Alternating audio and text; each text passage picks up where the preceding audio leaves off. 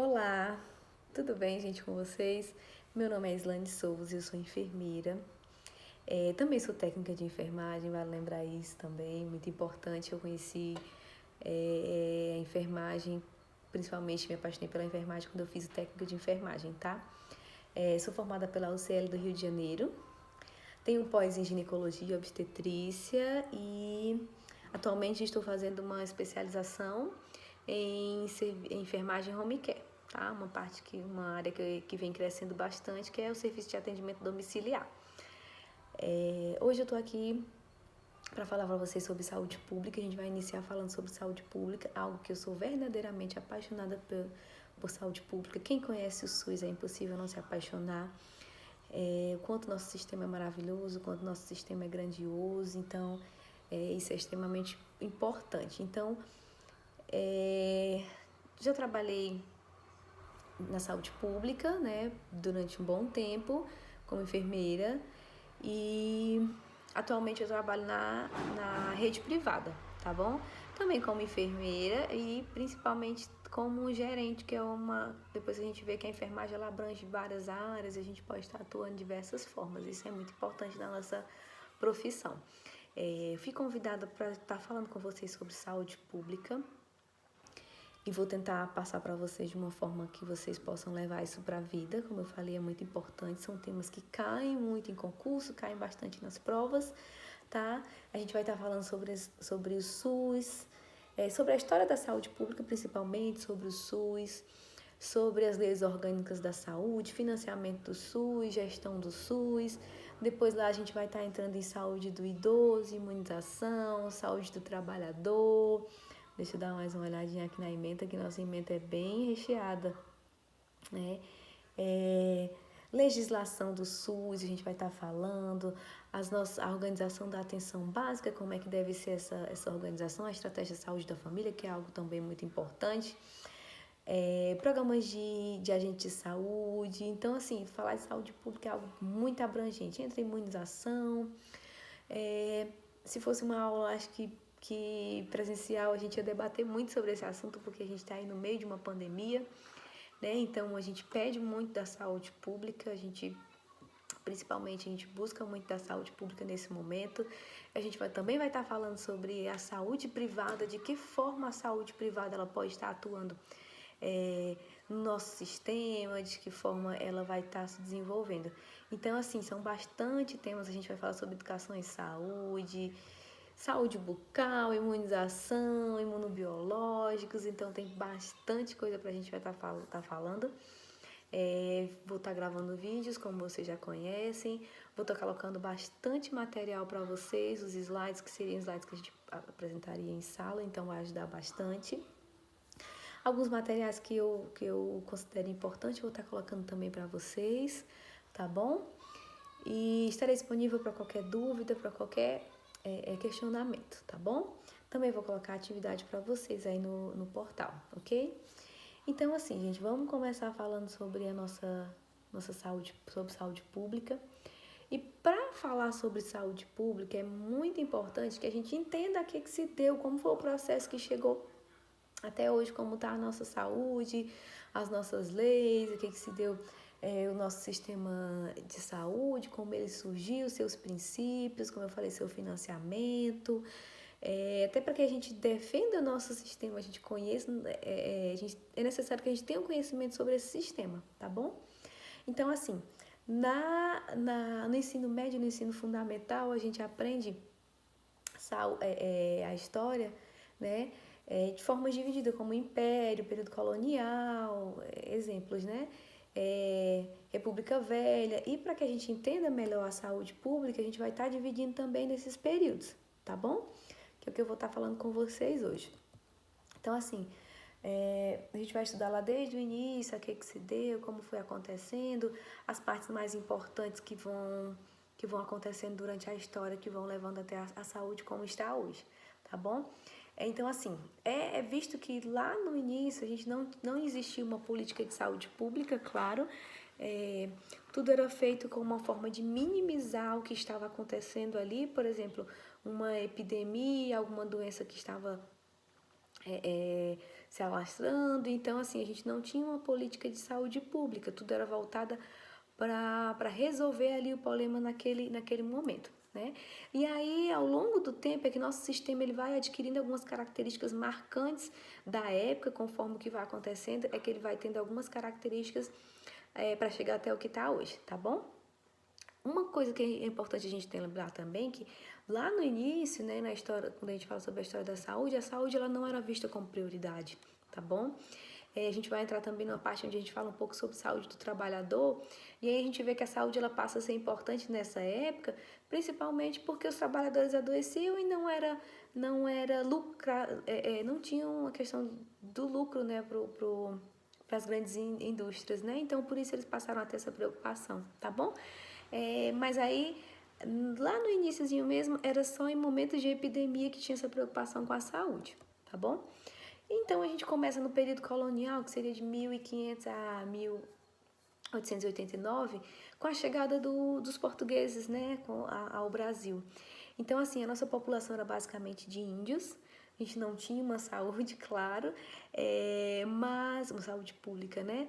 Mas, assim, tinha o conhecimento sobre as plantas medicinais, né? Sobre o curandeirismo. Depois a gente vai ver que vai surgir os boticários, mais ou menos em 1808, né? Com a chegada da corte portuguesa, né, depois que passa esse período, é que passa a ter uma necessidade de um cuidado maior, de um conhecimento para estar atendendo essas pessoas, né? E aí com a chegada também de alguns outros povos, claro, vem outras doenças, a gente passa a ter algumas epidemias, né? Então passa a ter uma necessidade de um cuidado. E nessa época, esse cuidado, essa parte médica era feito pelos boticários, que é equivalente aos farmacêuticos, né?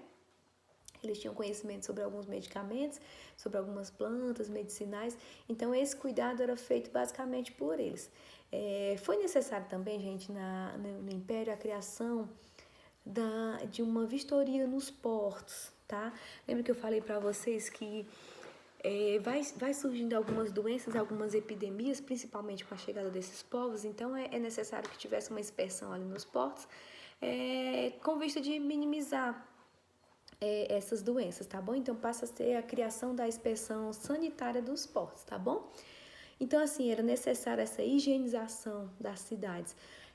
Conforme a gente ia tendo o crescimento da população, a gente passa a ter as favelas, os grandes centros, né? A superlotação, ali muitas pessoas, o aglomerado de pessoas, tudo crescendo de forma desordenada, porque a gente não tinha conhecimento sobre essa parte sanitária. Então, nessa época aí já passa a ter um olhar sobre a necessidade de ter um cuidado nisso, né? Tá bom? Então, assim, nessa época também, como eu falei para vocês, nosso quadro sanitário no Brasil, ele era caracterizado por grandes epidemias, né? E essas epidemias acabam dizimando enormes contingentes de pessoas. Nessa época, por exemplo, a gente tinha epidemias de febre amarela, lepra, malária, acidentes com animais peçonhentos, já que a gente não conhecia ainda, não tinha conhecimento sobre a parte dos soros, que vai surgir mais um pouquinho na frente depois a gente vai ver lá em Manguinhos, Rio de Janeiro. Então, assim, a gente tinha algumas epidemias e algumas doenças transmissíveis que dizimavam grande parte da população e pouco conhecimento na forma como eram transmitidas essas doenças e principalmente nos cuidados necessários, tá bom? Quando a gente entra no Império, aí passa a existir a Junta de Higiene, Central da Higiene Pública, tá? Que já era voltada um pouco para esse conhecimento da transmissão e das necessidades de estar cuidando dos grandes centros, tá bom? Por isso que a gente tem aí uma junta de controle também dos portos, para ver essa questão dos cuidados aí com algumas doenças, algumas coisas que chegavam principalmente pelos portos, tá bom? Surge também no Império uma coisa muito importante que seria as entidades filantrópicas, os hospitais filantrópicos, né? Que eram conhecidos, que até hoje alguns ainda são conhecidos como as Santas Casas, né? Eram cuidados principalmente por freiras, né? Mas com cuidado empírico, passado de um para outro, com base no que ia dando certo, sem pouco conhecimento, mas era o que a gente tinha nessa época, tá bom? A medicina era, de certa forma, também liberal nessa parte do conhecimento, tá bom? Então, não se sabe sobre... Não existia, na verdade, uma política pública de saúde, né? No período colonial ou no Império, tá bom? Tudo que era feito visava minimizar, que eu já falei para vocês, essas epidemias, né? E tudo isso que acontece, e principalmente coisas que prejudicavam a economia do país naquela época, tá bom? Essas doenças que iam prejudicando de certa forma a economia. Então, por isso que tinha ali um certo cuidado, uma certa atenção, tá bom? E aí a gente entra na República Velha, tá? Ou a Primeira República. E algumas coisas importantes a gente lembrar é que passa a ter o trabalho assalariado, tá? Um incentivo maior à imigração, tá bom? As doenças também nessa época, eram principalmente doenças de pertilências, né? Principalmente por a gente não ter um saneamento básico adequado, tá bom? O crescimento, o incentivo aí do comércio, da economia, trazendo diversas pessoas, então a gente tinha um crescimento desordenado ali da população, tá bom? A saúde também na República Velha era voltada para minimizar o que estava acontecendo, as grandes epidemias, tá bom? E aí nessa época também a gente tem uma coisa importante de lembrar, para a gente lembrar, que seria a nomeação de Oswaldo Cruz, né, como diretor-geral da saúde pública. Depois a gente vai ver um pouquinho mais sobre Oswaldo Cruz, né, a importância dele. Nessa época também, gente, na República Velha, surgem as campanhas sanitárias, tá? Não são campanhas sanitárias igual a gente conhece, né? Na época eram campanhas sanitárias muito autoritárias, tá? Muito eles chegavam a impor algumas coisas à população, a tirar as pessoas de alguns centros. Então, assim, era muito repressiva, então tinha uma certa rejeição por parte da população, principalmente pela forma como isso acontecia, tá bom?